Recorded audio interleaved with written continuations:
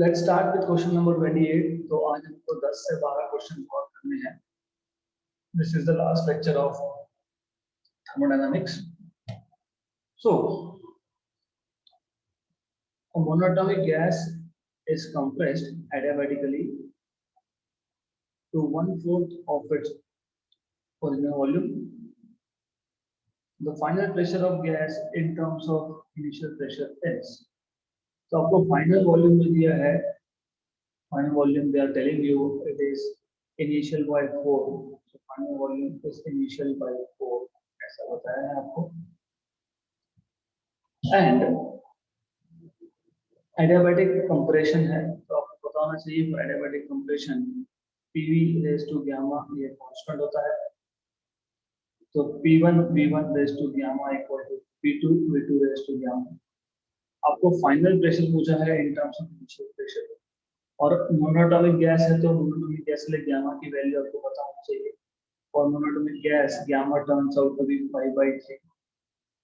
आपको P2 पूछा है तो P2 is equal to V1 by V2 raised to gamma times of P1.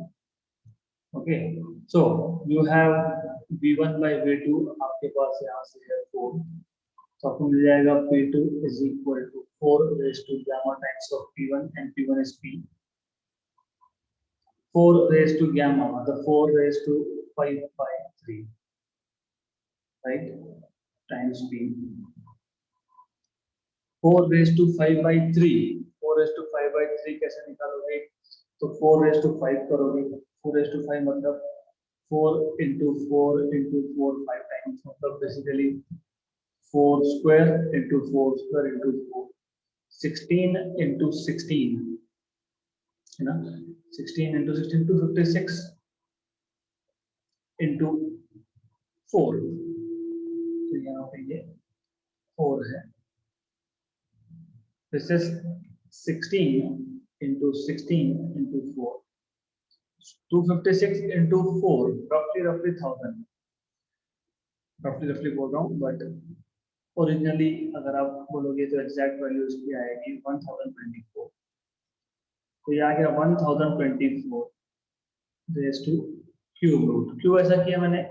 देखो मैंने क्या किया है कि 4 रेज टू 5 पहले कर लिया, फिर रेज टू 1/3 कर लिया, 4 रेज टू 5, 4 रेज टू 5 मतलब आपके पास रेज टू 5 की वैल्यू होती है, मैंने बताया 1024, और क्यूब रूट 1000 का क्यूब रूट 10, तो 1024 का cube root slightly greater than 10.08 p, तो आपको मिल गया P to 10.08 p, option number D. तो as you see questions are really simple here, और सिंपल से क्वेश्चंस है। Next question, question 29, option A है। Okay, so let me just check why I have questions slightly displaced. Anyways, तो ये 4 questions आपने answer चाहिए। Anyways, so I will take 29 first, पहले हम लोग क्वेश्चन कर लेंगे। Question 29, the PV diagram of path followed by 1 mole of perfect gas in a cylindrical container is shown in figure. The work done when the gas is taken from state A to state B is. देखो हमारे पास एक PV diagram है, मतलब this is a path followed by 1 mole of gas in a cylindrical container, तो हमको diagram से work done निकालना है। तो फर्स्ट ऑफ ऑल डायग्राम के अंदर there some hidden information, diagram के अंदर कोई इंफॉर्मेशन है, दैट इज आपको दिया है PV raise to 3/2 equal to constant, ऐसा बोला है। आपको पता है वर्क डन कैसे निकालते हैं? Small amount of work done is PdV, total work done W is integration dW from V1 to V2। Okay, so total work done W is integration V1 to V2 PdV, right? अब PdV निकालना है आपको, तो हमारे पास PV raised to 3/2 equal to constant है, तो derivative लेंगे। तो P यहाँ पे प्रेशर भी चेंज हो रहा है। You have to be very careful here. Okay, तो you need to be very careful. तो हम क्या करेंगे यहाँ से, what we will do is, ये जो कांस्टेंट है इसको मैं कुछ नाम दे देता हूँ, लेट अस से ए, सम कांस्टेंट। तो p v raised to 3 by 2 equal to a, तो p is equal to a upon v raised to 3 by 2. Therefore work done w will be from v1 to v2. p is a upon v raised to 3 by 2 a. तो यह जाएगा आपके पास w equal to a constant outside v1 to v2 v raised to minus 3 by 2 dv. अब आपको सिर्फ integration के formula पता होना चाहिए। तो w equal to a,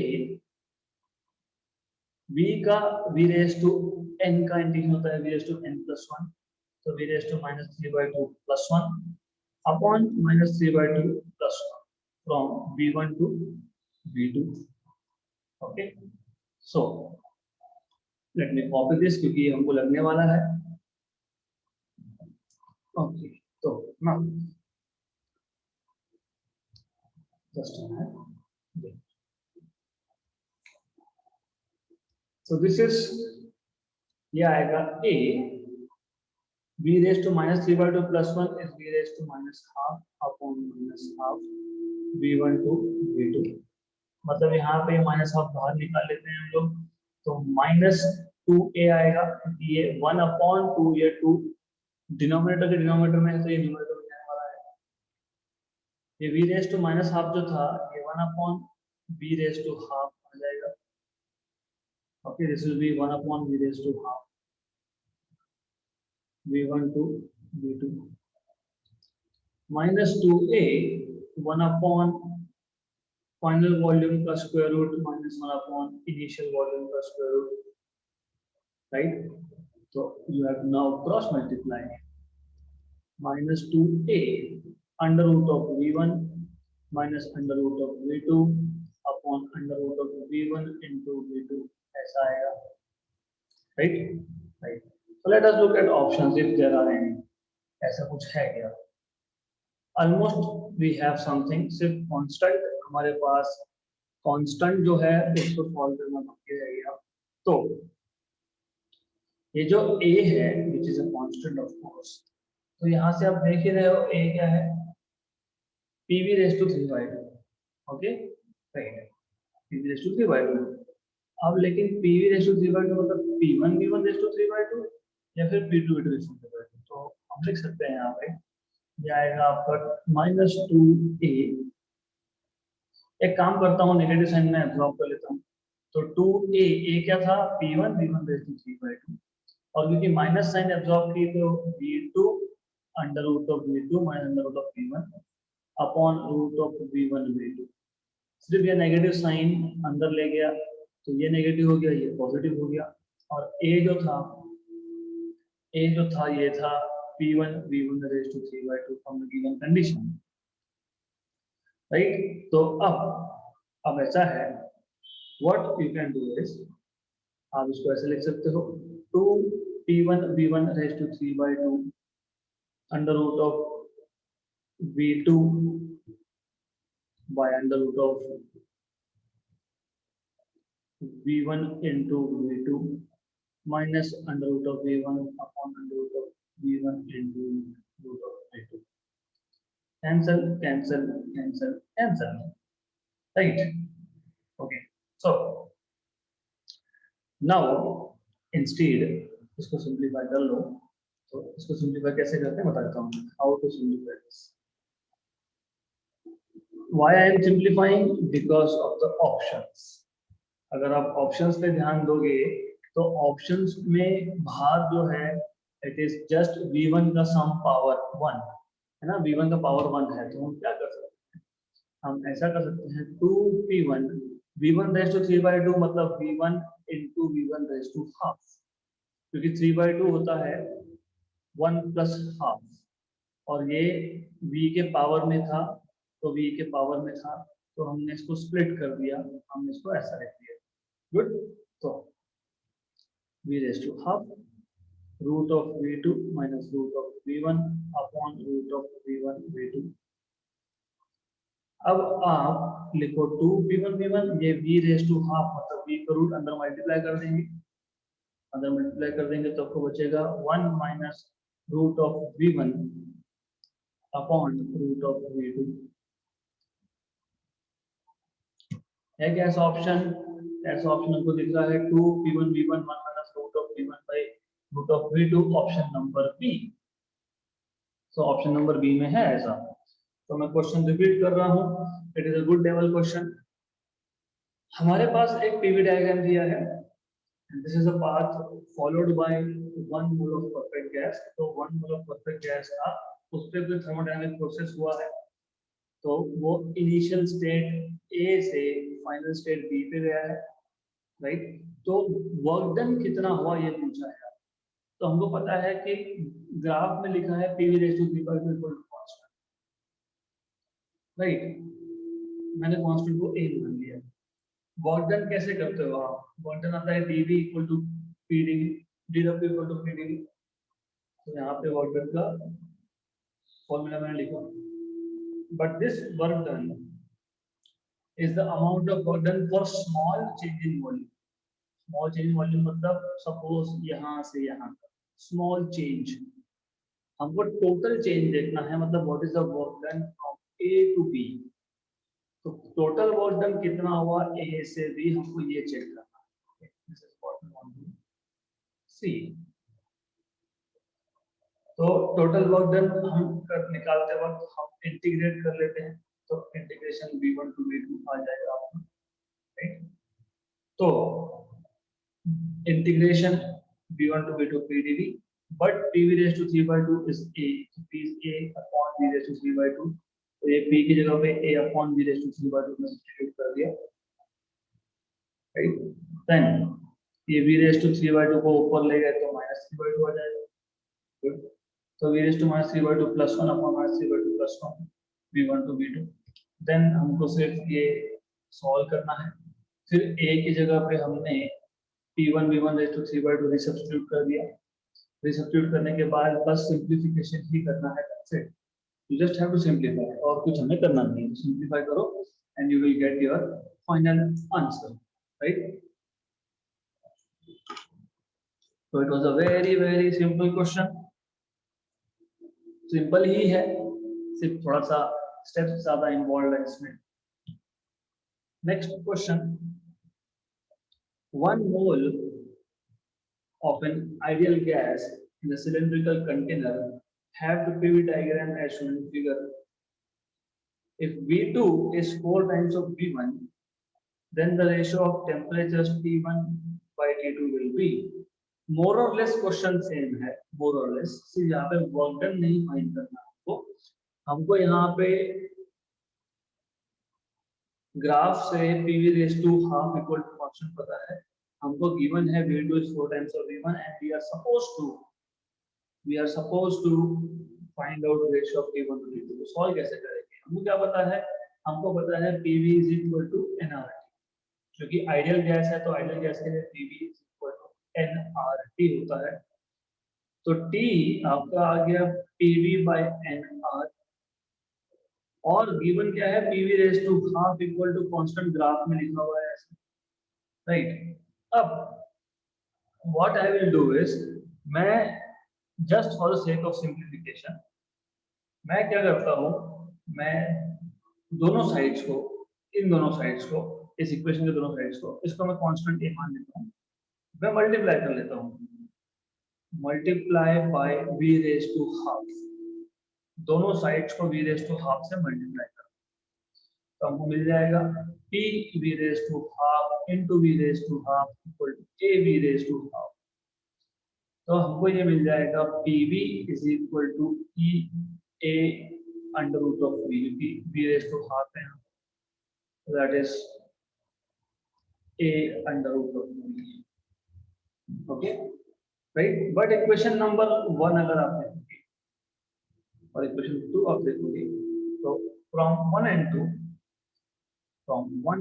2, what you can say, pv is a under root of v, nRT, right? Therefore, A constant है, N constant है, R constant है, T is proportional to root of V आ गया आपका। T is proportional to root of V आ गया। हमको क्या चाहिए था? हमको T1 by T2 चाहिए था, मतलब under root of V1 by V2। But V1 by V2 is 1 by 4, so under root of 1 by 4 मतलब 1 by 2, 1 by 2 है कि ऑप्शन में? Option number D। So again it was a very good question.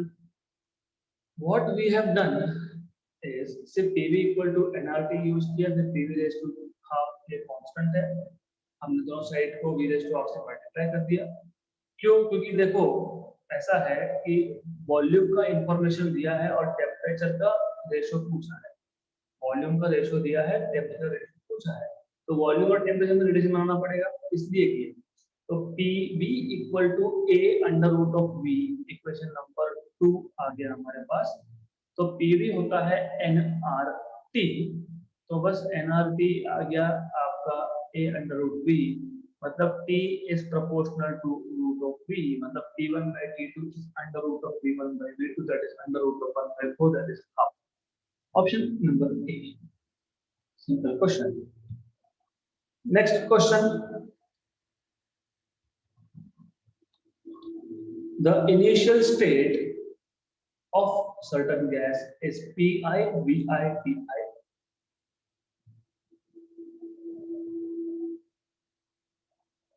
Just a minute. The initial state of certain gas is Pi, Vi, Ti. It undergoes expansion till its volume becomes Vf at constant temperature. Constant temperature मतलब final temperature पे T रहने वाला है, ऐसा हमने बोला है। The correct plot of PV diagram is, बहुत सिंपल सा क्वेश्चन है अगर आपको बेसिक्स पता है तो। ओके, ये है आइसोथर्मल एक्सपांशन, है ना? क्यों? कांस्टेंट टेम्परेचर, कांस्टेंट टेम्परेचर मतलब क्या? Boyle's law. So at constant temperature, at constant temperature, what you know is pressure is inversely proportional to volume। और आप यहाँ पे प्लॉट कर रहे हो y एक्सिस पे P, और आप यहाँ पे प्लॉट कर रहे हो V, और इनवर्सली प्रोपोर्शनल है, मतलब जैसे जैसे वॉल्यूम बढ़ेगा तो प्रेशर कम होगा, वॉल्यूम बढ़ेगा तो प्रेशर कम होगा। तो ये तो आ नहीं सकता ऑप्शन नंबर बी। क्यों? क्योंकि यहाँ तो उल्टा ही हो रहा है, यहाँ पे वॉल्यूम बढ़ रहा है, प्रेशर भी बढ़ रहा है, ऐसा कैसा होगा? इनवर्सली प्रोपोर्शनल तो नहीं हो सकता। ये भी नहीं हो सकता, सेम स्टोरी, एक ही बात है, वॉल्यूम बढ़ रहा है, प्रेशर बढ़ रहा है। अब ऑप्शन नंबर ए और ऑप्शन नंबर डी में से एक होगा। ऑप्शन नंबर डी नहीं हो सकता। क्यों? क्योंकि pressure is inversely proportional to volume, ये स्ट्रेट लाइन नहीं है, this is not a straight line. Straight line के लिए आप लिखते हो P is equal to some constant into V, y equal to mx, है ना? स्ट्रेट लाइन का इक्वेशन तो नहीं है ये, सो ये स्ट्रेट लाइन नहीं हो सकता, मतलब ऑप्शन नंबर डी भी नहीं हो सकता। वैसे आपको ग्राफ पता होना चाहिए, T inversely proportional to V या फिर y inversely proportional to x, क्योंकि ये y एक्सिस है, ये x एक्सिस है। This graph looks something like this, ऐसा दिखता है वो graph, right? So this graph looks like this, ये ऐसा आता है। ओके, तो ये ग्राफ ऐसा आता है। Option number A. और अगर आपने बॉयल्स लॉ को इन डिटेल पढ़ा है तो ये आपको इजीली आ जाता question. Next question,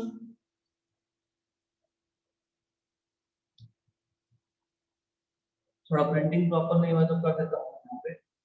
A cycle followed by an engine made of 1 mole of ideal gas in a cylinder with a piston। मतलब हमारे पास जो इंजन है, उस इंजन में 1 मोल ऑफ गैस है और सिलेंडर है जिसको पिस्टन से फिट करके रखा हुआ है। So something like this. So you have this structure like this, ऐसा आएगा ये। हमारे पास यहाँ पे 1 mole of gas, okay. right? The heat exchanged by the engine with the surrounding at constant volume is. अब सबसे पहले ग्राफ को कंप्लीट कर लेते हैं। ये ग्राफ प्रॉपर्टी मेंटेनेंस का, तो B to C,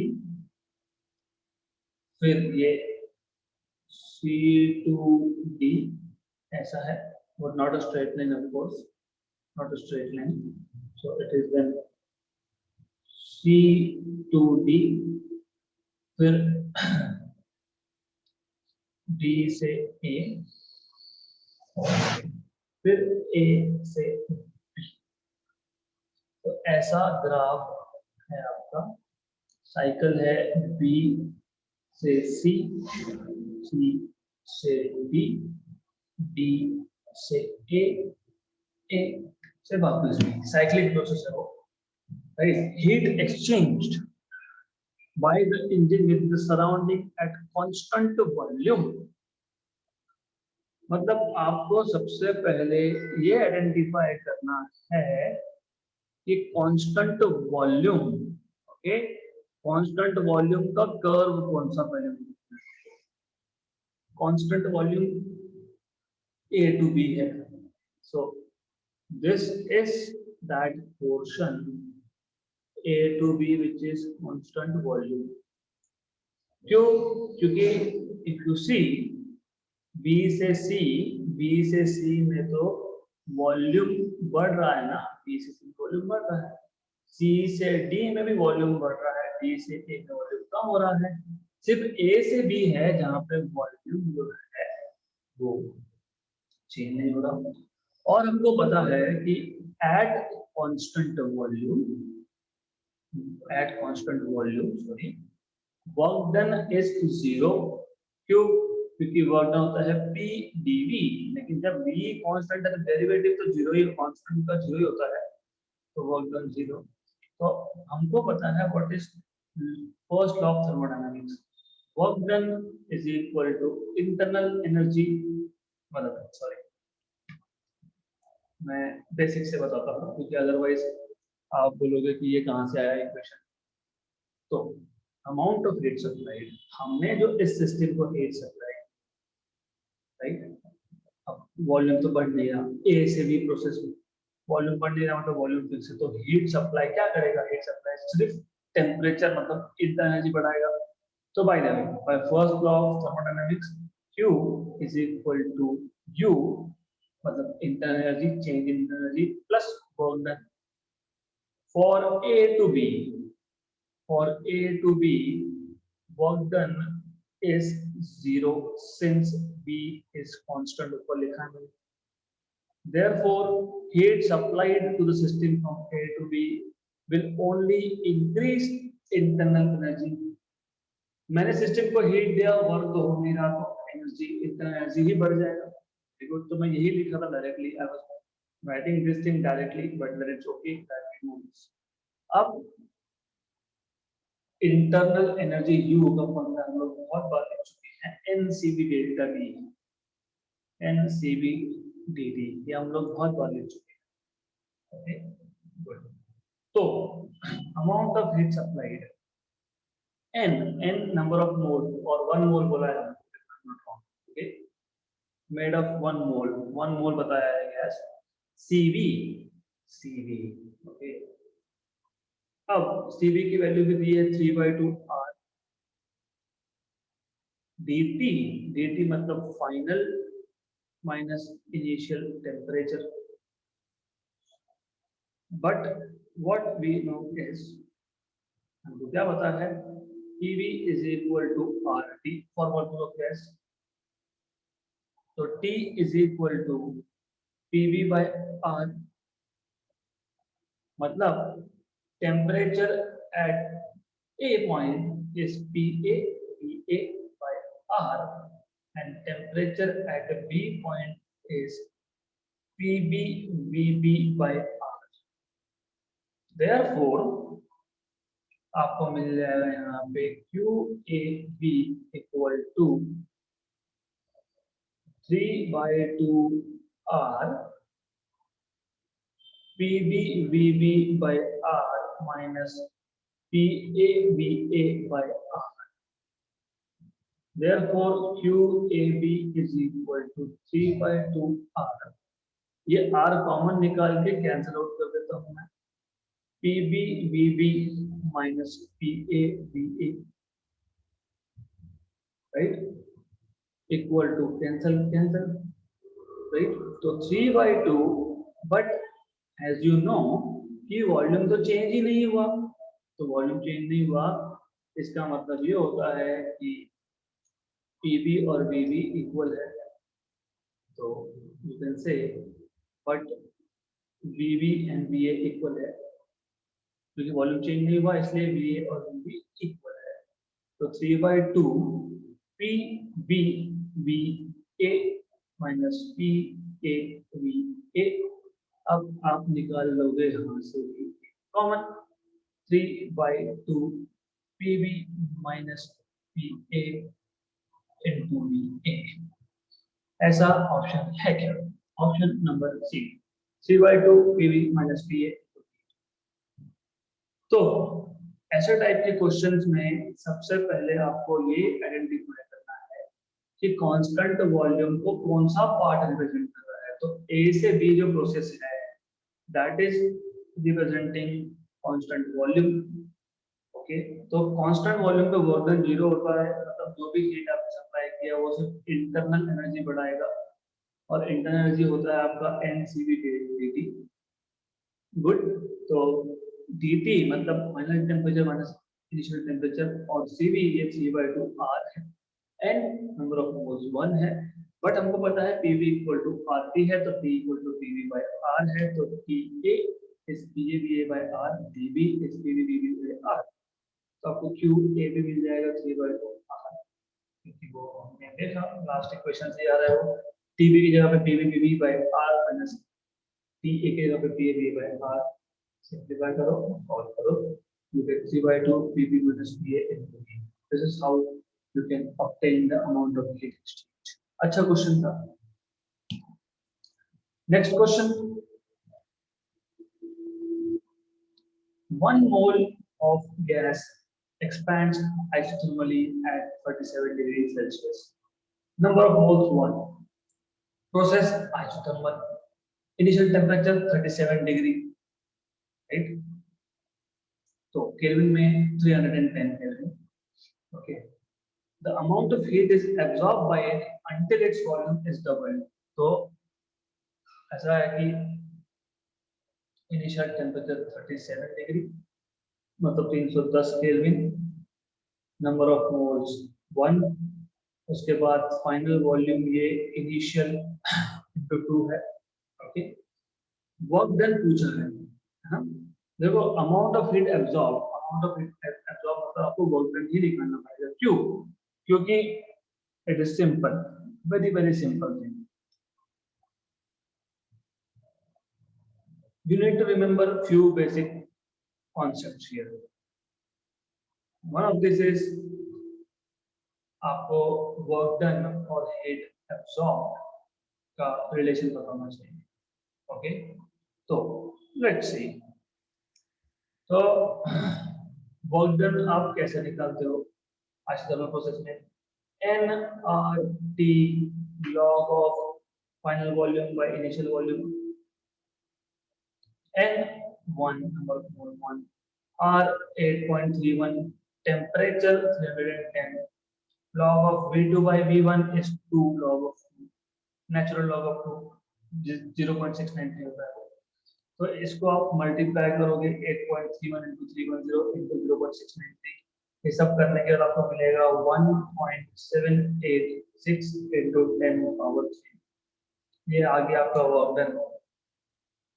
okay, isothermal process, this is important, isothermal process amount of heat absorbed। आपको isothermal process का एग्जैक्ट मतलब पता होना चाहिए। ओके, तो you can say amount of heat absorbed is work done upon, there is something, देखो अभी क्या है कि ये हमारे पास वर्क डन है जूल में, हमको आंसर चाहिए कैलोरी में। ओके, जिनको नहीं पता मैं और बेसिक बताता हूँ कि this is where you get confuse. फिर आप बोलोगे Q इक्वल W कहाँ से लिखा? थर्मोडायनेमिक्स का पहला लॉ, जो मैं हीट सप्लाई कर रहा हूँ, ये डायग्राम उठाता हूँ यहाँ से, this will make it more clear. हमने जो सिस्टम को हीट सप्लाई किया, उस सिस्टम ने क्या किया है?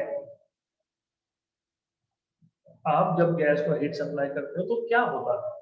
या तो वर्क डन होगा, अगर पिस्टन मूवेबल है तो, राइट, और गैस ये हीट लेके अपना इंटरनल एनर्जी बढ़ाता है, राइट, मतलब टेम्परेचर चेंज होता है, लेकिन ये तो आइसोथर्मल प्रोसेस है। तो anyways, the heat that we are supplying either increases internal energy or and it does work. The amount of heat supplied is used partially to increase internal energy and partially to do work.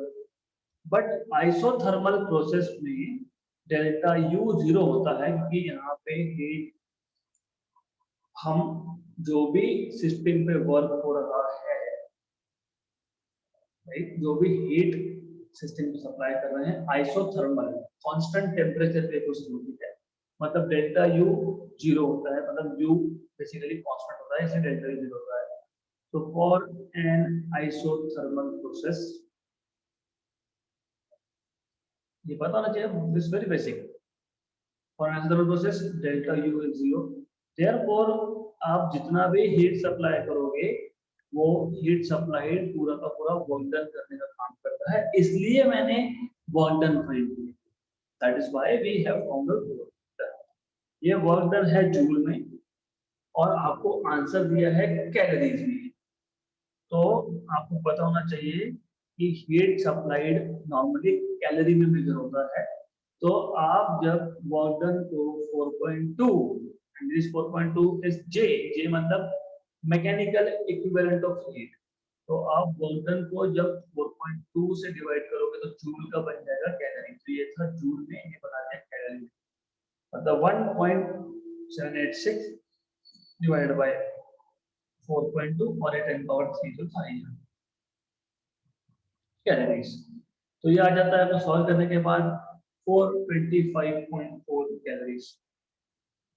Okay, easy, very easy and important, बहुत easy था, बहुत important है। Isothermal process में जो भी heat supply करोगे वो सिर्फ वर्क डन करता है, ये पता होना चाहिए। जूल में कैलोरी में कैसे कन्वर्ट करते हैं ये पता होना चाहिए। आइसोथर्मल प्रोसेस में वर्क डन का फॉर्मूला क्या होता है ये पता होना चाहिए। So this is how you can solve this particular question. Next question. Two different adiabatic parts for the same gas intersect two isothermals at T1 and T2 as shown in the PV diagram. Then the ratio of PA to VB will be. पहले question का मतलब समझ लो।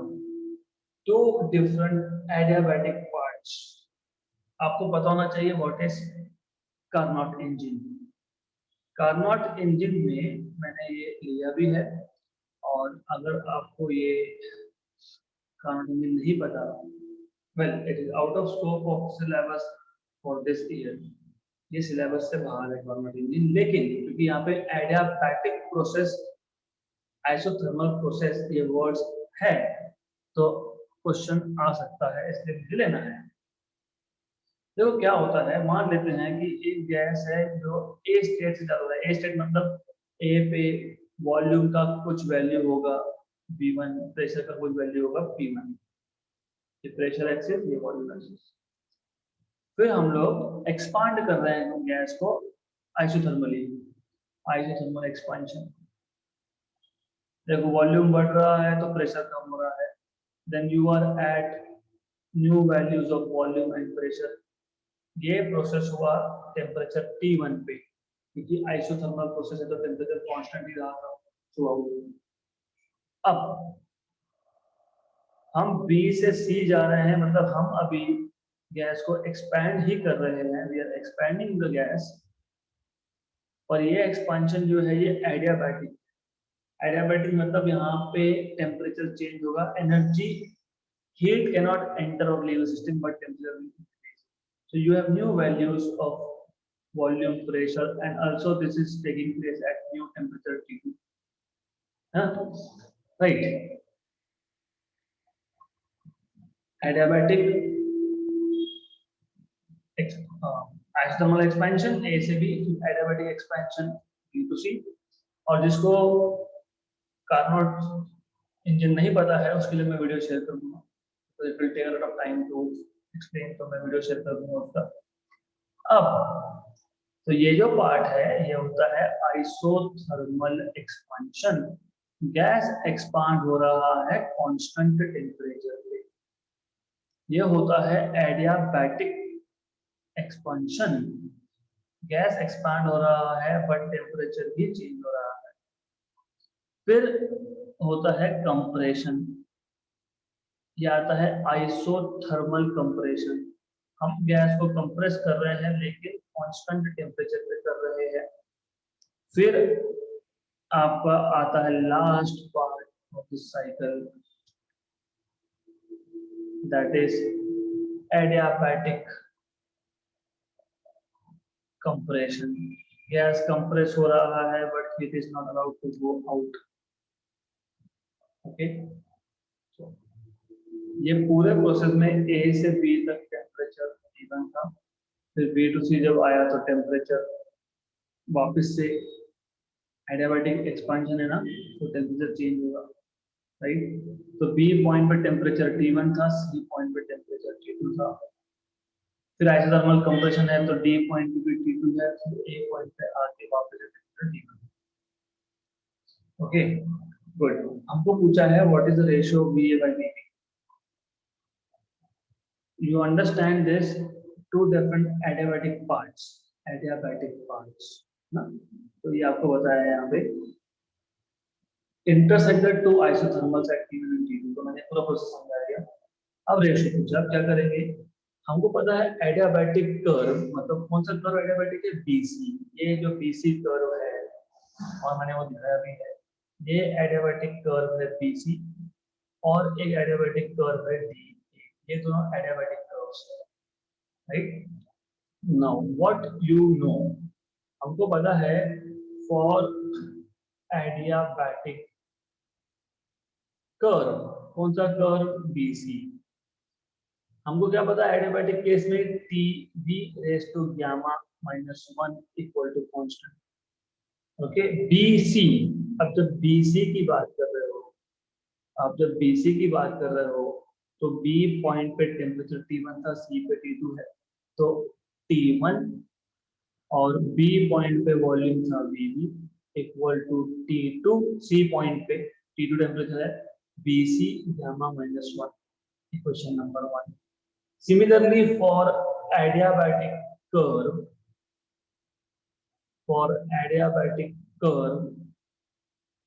कौन सा, BA, for adiabatic curve BA, again TV raised to gamma equal to constant, लेकिन D पे temperature क्या था, T2 और वॉल्यूम था यहाँ पे आपके पास VD। A पे था वापस टेम्परेचर T1 और volume VA gamma -1, right. Good. Now इसको मैं ऐसा भी लिख सकता हूँ, इसको यहाँ पे लिख देंगे, इसको यहाँ पे लिख देंगे, this is what we can do, तो आप ऐसा भी लिख ही सकते हो। इक्वेशन नंबर 2, हमें VA by VB पूछा है, तो मैं इक्वेशन नंबर 2 को इक्वेशन नंबर 1 के साथ डिवाइड कर देता हूँ, तो आपको मिलेगा T1 VA raised to gamma -1 upon T1 VB raised to gamma -1 equal to T2 VD raised to gamma -1 upon T2 VC raised to gamma -1। Cancel cancel cancel cancel, फिर आपको मिल गया VA by VB whole raised to gamma -1 equal to VD by VC 4 raised to gamma minus 1, और आपको मिल गया VA by VB equal to VD by VC। ऐसा है क्या? तो VA by VB is VD by VC, VD by VC, option number B. तो easy था।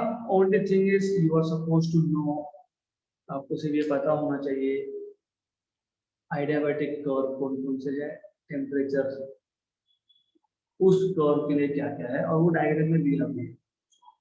Simple question. Next question, if an ideal gas at 27 degrees Celsius is compressed suddenly to 1/4 of its initial volume, V2 equal to 4 times of V1, 1/4 बोला है, compression है, तो V1 by 4, temperature क्या था 27 degree Celsius, मतलब आपका आ गया 300 kelvin. Sudden ये वर्ड जब आए ना, इसका मतलब एडियाबैटिक प्रोसेस है। राइज इन टेम्परेचर पूछा है आपको, मतलब राइज इन टेम्परेचर पूछा है, मतलब टेम्परेचर कितने से बढ़ा ये पूछा है आपको। तो यू नीड टू अंडरस्टैंड कि आपको पूछा क्या है, आपको पूछा है T2 minus T1। Rise in temperature मतलब चेंज इन टेम्परेचर पूछा है आपको, राइट। और सडन मतलब एडियाबैटिक प्रोसेस। एडियाबैटिक प्रोसेस में Tv raise to gamma minus 1 constant होता है, तो T1 V1 raise to gamma minus 1 equal to T2 V2 raise to gamma minus 1। तो आपको T2 मिल जाएगा यहाँ पे V1 by V2 raised to gamma minus 1 into T1। Okay, तो V1 by V2 is 4, gamma की value 7 by 5 minus 1 into T1 है 300, तो यह जाएगा 4 raised to 7 by 5 minus 1, मतलब ये 2 by 5 आ गया, ओके, into 300।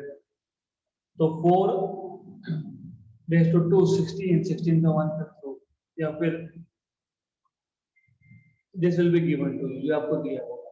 ओके, तो ये सॉल्व करने के बाद आपको मिलने वाला है 522.33 के। तो T2 मिल गया। हमको राइज इन टेम्परेचर पूछा है, तो T2 minus T1 हमको पूछा है, that is 522.33 minus T1, T1 is 300, तो ये आ गया आपका 222.33 केल्विन, ऑप्शन नंबर E। तो बहुत सिंपल सा क्वेश्चन था ये, was nothing difficult here, was really simple question। Okay, so this question was nothing in reality, was simple the question है। So this, with this question we have completed